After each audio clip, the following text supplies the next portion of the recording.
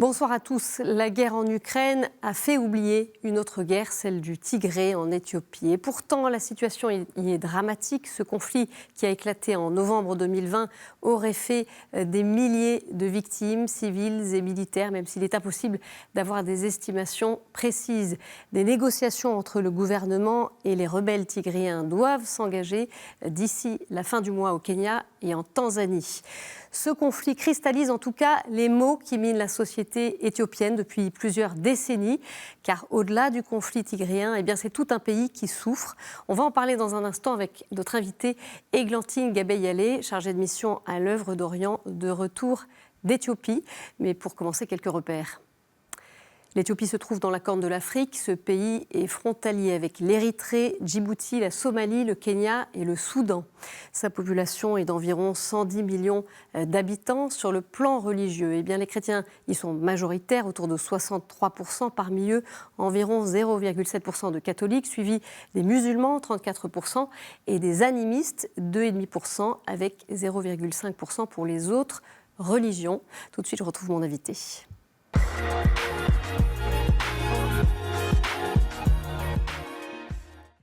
Églantine Gabeyalé, bonsoir. Bonsoir. Merci de nous retrouver. Alors, vous étiez en Éthiopie il y a tout juste quelques jours, dans le sud du pays, dans la région de Gambela, oui, qui se trouve à la frontière du Soudan du Sud. C'est une région en proie à des violences.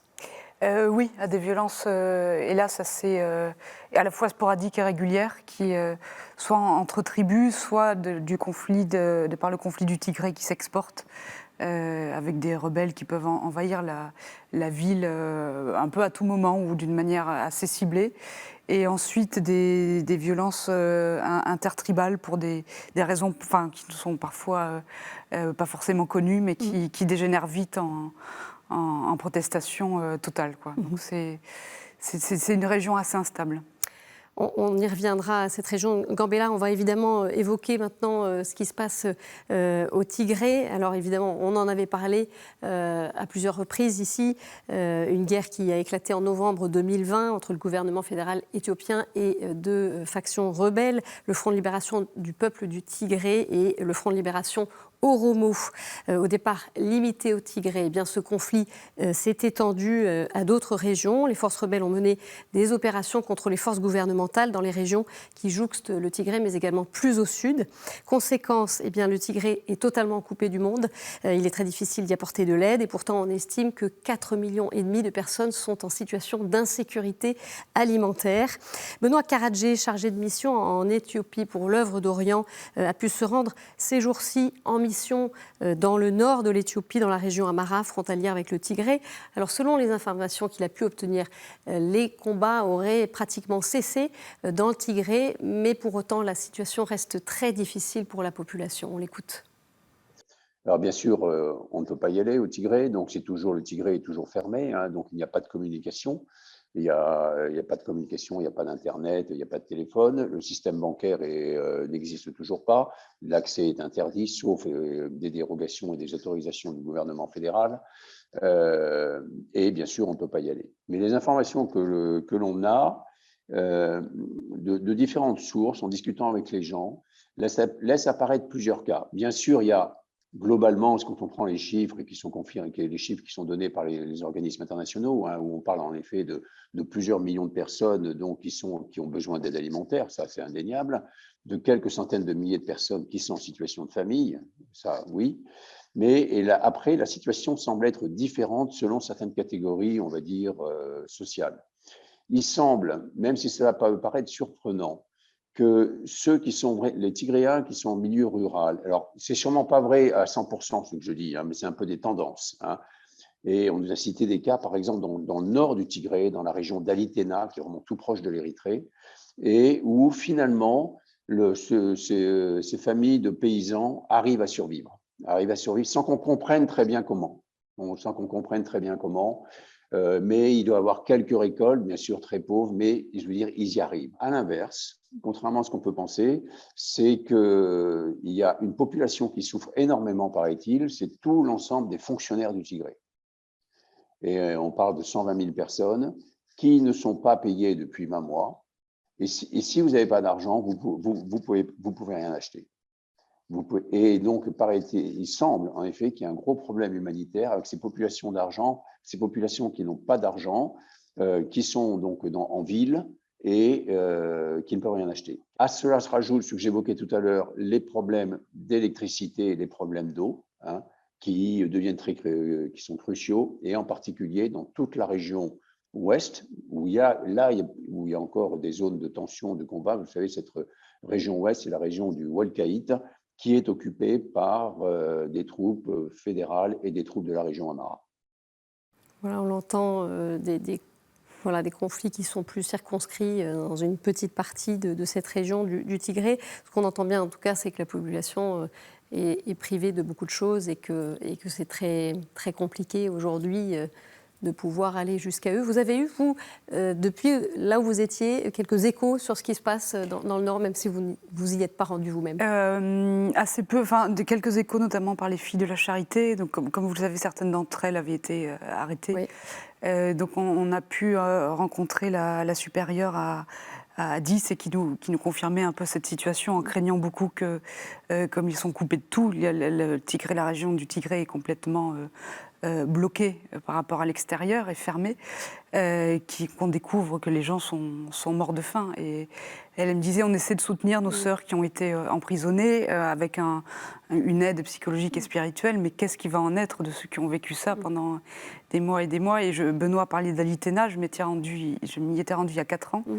C'est vrai qu'on se demande comment ils survivent parce que c'était à des heures et des heures de piste de toute autre ville, dans un peut-être une sorte de piton rocheux c'est magnifique, mais qui surplombe la vallée, mais c'est complètement enclavé. C'est-à-dire et puis c'est très sec. Donc oui, effectivement, c'est sans doute plus facile pour les paysans qui peuvent toujours cultiver quelque chose. Et c'est vrai que les fonctionnaires qui n'ont que leurs revenus et donc qui n'ont plus rien et qui sont en ville, ça doit être assez tragique. C'est compliqué. Ce conflit, il a provoqué le déplacement d'au moins 2,5 millions de personnes à l'intérieur du pays. Alors, les déplacés éthiopiens, ils ont trouvé refuge dans des camps dans la région du Tigré, Afar et Amhara.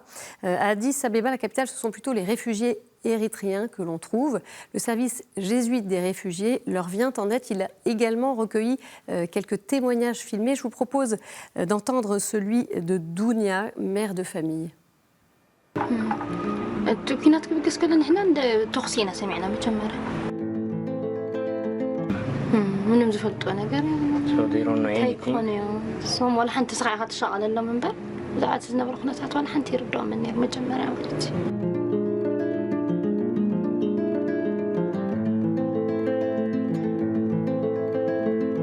درجة فرق ليتي وحلف فرق ليتي خلك عاقبة 10 قلي دقيسنا خلنا يحلف درجة خي ترد أن بعد هيدا ورد له جزء نفسه هيدا مفطفط له ينيرو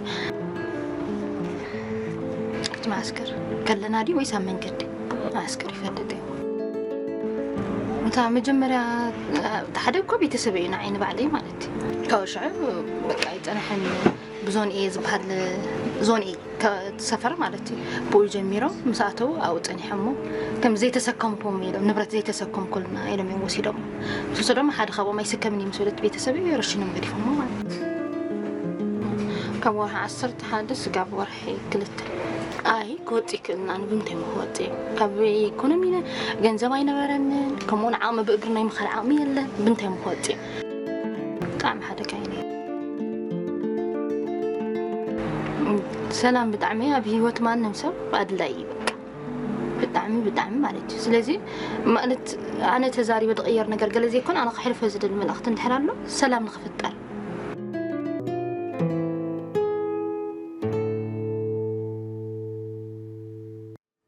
Et voilà, la situation en Éthiopie, eh bien, elle est au cœur des préoccupations de la ROACO, la réunion des œuvres d'aide aux églises orientales qui rassemble notamment l'œuvre d'Orient, Caritas, l'AED, l'Ordre de Malte et beaucoup d'autres organisations. La ROACO, elle s'est réunie cette semaine à Rome, où elle a été reçue en audience par le pape aujourd'hui même, ce jeudi matin. L'occasion, selon Monseigneur Pascal Gollnisch, directeur de l'œuvre d'Orient, d'évoquer la situation préoccupante de l'Éthiopie et de faire le point sur l'aide apportée par l'Église dans ce pays. On l'écoute.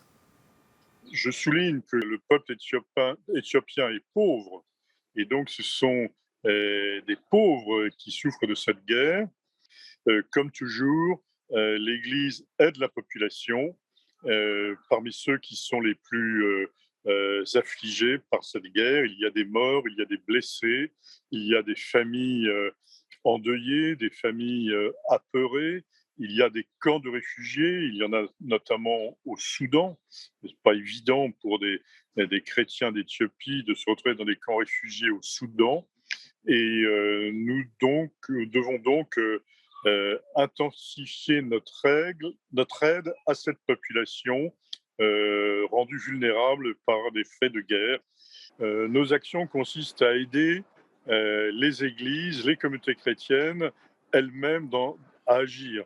Par conséquent, nous aidons par exemple des orphelinats, nous aidons des personnes malades, de différentes maladies endémiques dans la région. Nous aidons aussi les personnes les plus pauvres à travailler la terre, à pouvoir se nourrir. C'est donc un travail fait par les Éthiopiens eux-mêmes, par les communautés chrétiennes éthiopiennes. Et voilà, donc on va à présent parler de ce qui se vit à Gambela et aussi effectivement de l'aide qu'apporte l'Église. Racontez-nous un petit peu, vous, ce que vous avez vu, les lieux de mission que vous avez pu aller visiter. Alors Gambela, comme vous voyez sur la carte, c'est vraiment c'est très près du Soudan du Sud. Donc c'est une région où il y a à peu près 400 000 personnes. Donc Gambela est le chef-lieu de cette région. Dans Gambela, c'est à peu près 48 000. Mais en sachant que sur les 400 000 personnes, il faut en ajouter 400 000 qui sont des réfugiés ou des déplacés. Donc c'est une région qui souffre, entre guillemets, de cet afflux de personnes déplacées, en étant elle-même une des régions les plus pauvres d'Éthiopie. Enfin, moi, de ce que j'ai pu en voir, tout comme Benoît, que vous avez vu tout à l'heure, avec une pauvreté quand même et un dénuement qui est assez marquant. Enfin, les gens n'ont rien, mais rien, c'est-à-dire qu'ils n'ont pas accès à de l'eau potable, ils n'ont pas accès à des produits fabriqués, donc ils mangent... Alors, Gambela, c'est une ville, hein, donc c'est un peu différent, mais dans les campagnes qu'on a pu voir, notamment on s'est rendu dans un jardin d'enfants et j'ai été surprise, il n'y a pas un déchet par terre, mais c'est parce que les gens n'ont rien à consommer. Et les enfants sont en guenilles quand ils sont habillés, ils n'ont pas de chaussures, il n'y a pas de... Il y a des problèmes de nutrition aussi, du coup? Oui, c'est ce qui se voit souvent à des ventres gonflés, à une espérance de vie qui a 50 ans, je crois, qui est très basse.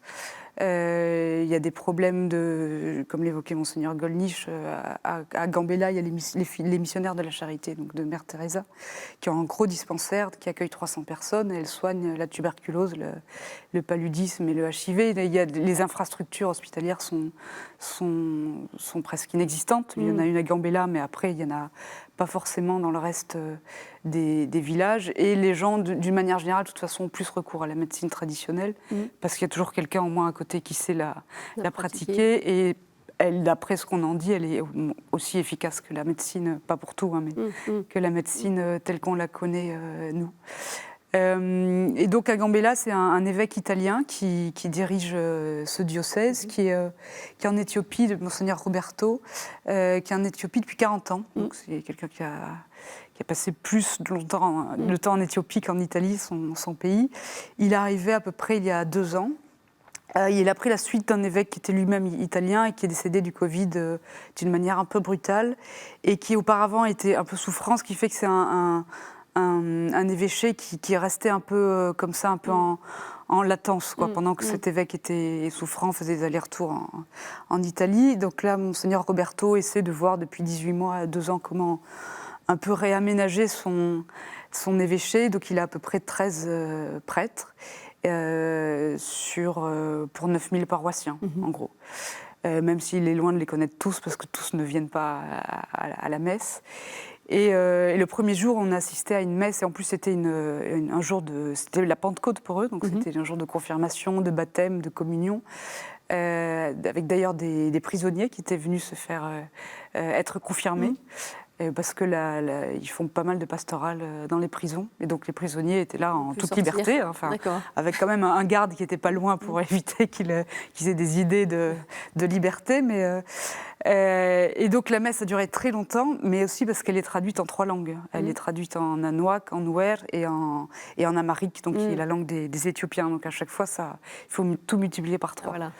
Et c'est vrai que l'Église est un des seuls lieux où ces tribus et ces langues différentes se retrouvent. Se retrouvent ensemble, finalement, et se mélangent. Ouais. Parce que dans les écoles, notamment les jardins d'enfants, nous on soutient des jardins d'enfants, enfin Louvre d'Orient, à Gambella et dans les villages autour. C'est vrai que c'est souvent par tribu. Alors après, sans doute les élèves se mélangent un peu plus dans les grandes classes, mais l'amharique est étudiée comme une langue étrangère. Donc la langue nationale est une deuxième langue. Donc il y a cette identité forte des peuples, des ethnies en fait. Oui. Côté agricole, qu'est-ce que ça donne? Vous dites qu'il n'y a rien. Est-ce qu'il y a des terres cultivables? Alors, il y a des terres cultivables et qui sont cultivées. Et là, nous, quand on y était, c'était la saison des pluies, mais elles sont sujettes quand même à des périodes de grande sécheresse qui dévastent tout. Et nous, la période de sécheresse n'avait pas abîmé les cultures, simplement un parasite avait tout détruit. Donc ils sont quand même soumis à des aléas climatiques ou extérieurs qui sont constants et qui font que tout est aléatoire.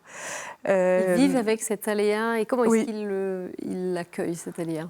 Je pense qu'ils ne peuvent pas faire autrement que de l'accueillir, de faire avec, et de faire avec un peu de résignation. Et au contraire, en se réjouissant quand les récoltes poussent, quand tout va bien. C'est plutôt, on ne se lamente pas de ce qui arrive de négatif, on se réjouit de ce qu'il y a de positif qui, pour nous, serait la vie normale. Et le diocèse a un grand projet agricole qu'ils ont commencé dans les années 2000. Donc c'est essentiellement du maïs et des mangues, des manguiers. Ils emploient une dizaine de personnes et c'est l'État qui leur a donné ces terres. Et donc, dans des périodes normales, ils vendent leur production sur les marchés. Donc, ce qui permet, je crois que ça fait presque un quart du budget de l'évêché, donc c'est pas rien. Et dans les périodes de famine ou des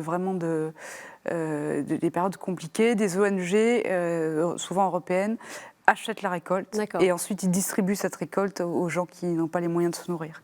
Donc c'est un double impact et ça donne une source de revenus à l'évêché et ça nourrit les gens. Donc nous c'est un projet qu'on a trouvé très beau, qu'on a découvert, qu'on va sans doute soutenir parce que sur les 5 tracteurs, il n'y en a plus que 2 qui fonctionnent, donc autant dire que c'est pas évident. Et donc voilà, on va essayer d'appuyer notre aide dans ce sens-là, comme on le fait pour des écoles ou des dispensaires ou d'autres choses dans la région. C'est une région qu'on a beaucoup aidée depuis 5 ans, parce que les besoins sont immenses. Sont particulièrement élevés là-bas, avec une église qui est bien présente et attendue aussi par la population. Finalement, une réalité très différente par rapport à d'autres régions. Finalement, est-ce que vous avez le sentiment que ça reflète quelque chose d'un peu plus général? Alors, on a bien compris qu'il y a beaucoup de pauvreté dans le pays, qu'il y a des mouvements de population liés à ces conflits qui sont là. Est-ce que ce que vous avez vu là est assez représentatif finalement d'autres régions? J'imagine, ce qui est représentatif, c'est que c'est quand même un pays qui est divisé en tribus et que ces tribus ont du mal à cohabiter. Quand on est allé, on s'est rendu à Laré, donc qui est une ville pratiquement à la frontière du Soudan du Sud, où il y a une petite paroisse catholique avec là aussi un père italien, il y a beaucoup d'Italiens, des Salésiens notamment. Et c'est frappant parce que c'est une paroisse qui est entièrement composée de la tribu des Nuer, qui sont à cheval sur l'Éthiopie et le Soudan du Sud.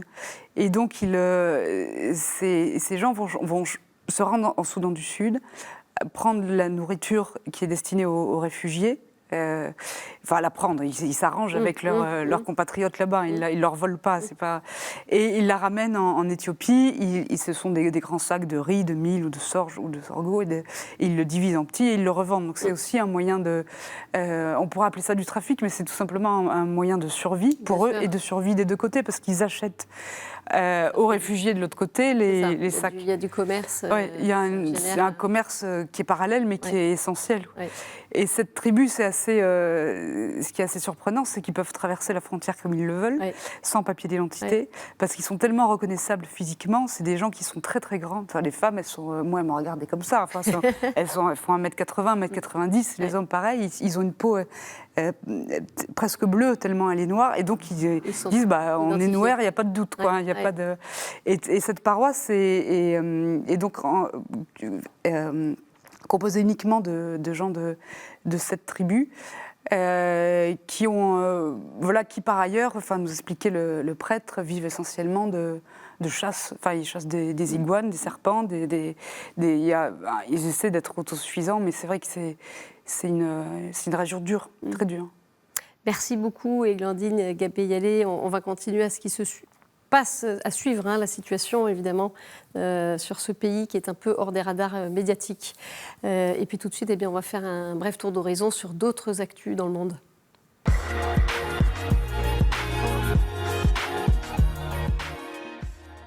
Jean-Paul Ier sera béatifié le 4 septembre, une annonce faite par la salle de presse du Vatican aujourd'hui.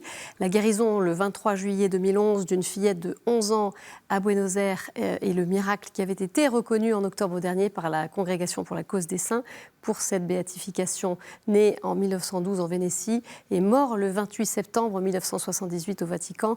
Albino Luciani a été pape pendant seulement 33 jours, l'un des pontificats les plus courts de l'histoire. Et conformément au souhait de son père, qui était ouvrier, Albino Luciani se fera proche des pauvres tout au long de sa vie.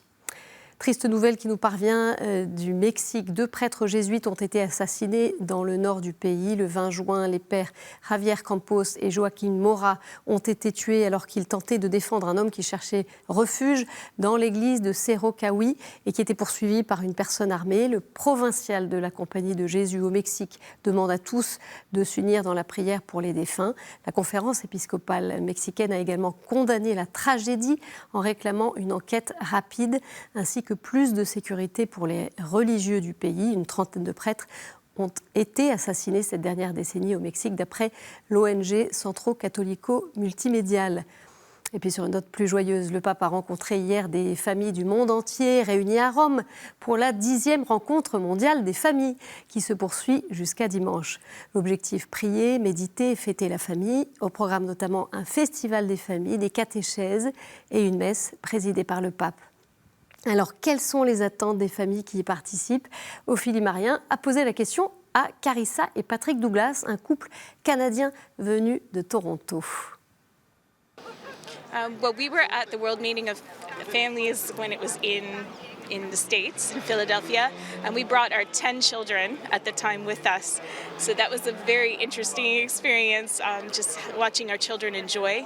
And now we're back. We have 14 kids, but we left them at home because this is our 20th wedding anniversary, and so it's a real special treat to come as a couple and to just, I guess, reaffirm how important marriage is, especially good, solid marriages that are fostered, and what a gift that is to our children, and that builds up the family. So just, we're taking time to foster our own marriage so that we can be, I guess, a better gift to our children. Et puis sachez que vous pourrez retrouver à 22h20 le journal de la rencontre mondiale des familles qui vous fera revivre les temps forts de cette 2e journée à Rome. Voilà, tout de suite avant de nous quitter, la chronique du monde.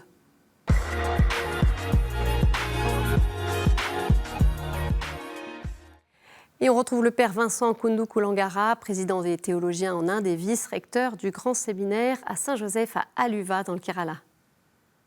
Bonsoir à tous et à toutes. Aujourd'hui, je vous invite à avoir un petit coup d'œil des grands séminaires à Aluva au Kerala. Le séminaire de Saint-Joseph est l'un des plus anciens séminaires de l'Inde. Il a été fondé par les carmélites espagnols au XVIIe siècle dans une maison à peu près 10 km d'ici. À cause de la manque de la place là-bas, le séminaire a été transféré à ce site actuel en 1930.